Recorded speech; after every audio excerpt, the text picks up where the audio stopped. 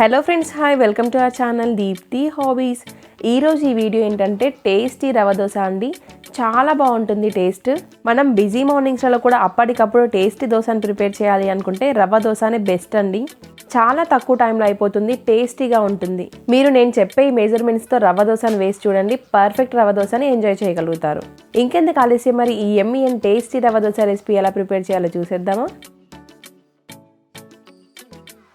First అయితే recipe కోసం ఒక బౌల్ తీసుకొని అందులోకి 1 కప్ వరకు బియ్యం పిండిని యాడ్ చేయండి. దీంతో పాటే ఒక 1/2 కప్ వరకు బొంబాయి రవ్వని, అలాగే ఒక 1/4 కప్ వరకు సన్నగా కట్ చేసి పెట్టుకున్న ఆనియన్ ముక్కల్ని, ఒక 1 టీ స్పూన్ వరకు కట్ చేసి పెట్టుకున్న పచ్చిమిర్చి ముక్కల్ని, ఒక 1/4 కప్ వరకు పెరుగును యాడ్ చేయండి.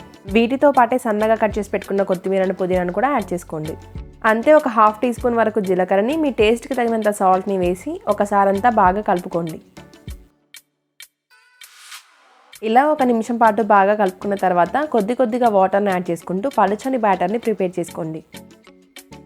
చూడండి, బ్యాటర్ కన్సిస్టెన్సీ అనేది ఇలా వీడియోలో చూపిస్తున్నట్లుగా పలుచగా కలుపుకోండి. ఇలా దోశ బ్యాటర్ని ప్రిపేర్ చేసుకున్న తర్వాత ఒక 10 నిమిషాలు పక్కకు పెట్టండి. ఇలా ఒక 10 నిమిషాలు పక్కకు పెట్టేస్తే సరిపోతుందండి. ఆ తర్వాత స్టవ్ మీద ఒక ప్యాన్ పెట్టుకొని, ప్యాన్ బాగా వేడెక్కిన తర్వాత ఈ బ్యాటర్ని ఇలా పలుచగా స్ప్రెడ్ చేసుకోండి. ప్యాన్ అంతా కూడా ఇలా దోశ అంతా కూడా వేసుకున్న తర్వాత ఒక 1 టీ స్పూన్ ఆయిల్ని వేసి ఇలా స్ప్రెడ్ చేయండి. ఇలా ఆయిల్ స్ప్రెడ్ చేసిన తర్వాత దోశ ప్యాన్ ఇలా తిప్పుకుంటూ దోశని ప్రిపేర్ చేయండి. దీనివల్ల దోశ అనేది ఈవెన్గా వేగుతుంది. మొత్తం కూడా దోశ ఎర్రగా అయ్యేంత వరకు కూడా ప్యాన్ ఇలా తిప్పుకుంటూ దోశని ప్రిపేర్ చేసుకోండి. దోశని వేసేటప్పుడు మాత్రం పెంకు బాగా వేడిగా ఉండేటట్లుగా చూసుకోండి. దోశ వేసిన తర్వాత మీడియం టు హై ఫ్లేమ్ మధ్యలో ఉంచి దోశని ప్రిపేర్ చేసుకుంటే సరిపోతుంది.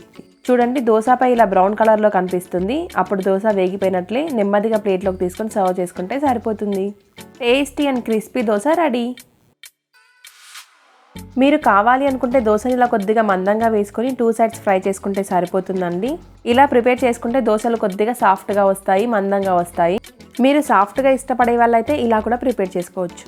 ఇంతే అండి ఈ రెసిపీ. టేస్టీ రవ్వ దోశ మీకు నచ్చాయా? నచ్చితే కనుక తప్పకుండా ట్రై చేయండి. ట్రై చేస్తే ఎలా వచ్చిందో నాతో కామెంట్ రూపంలో షేర్ చేసుకోవడం మాత్రం అస్సలు మర్చిపోవద్దు. మీరు కనుక మన ఛానల్ని ఫస్ట్ టైం చూస్తున్నట్లయితే ఇలాంటి మంచి రెసిపీస్ కోసం దీప్తి హాబీస్ ఛానల్ని సబ్స్క్రైబ్ చేసుకోండి. ఈ దోశ రెసిపీ మీకు నచ్చినట్లయితే కనుక తప్పకుండా like, share and subscribe to Deepthi hobbies. Thank you for watching. రేపటి వీడియోతో మళ్ళీ కలుద్దాం.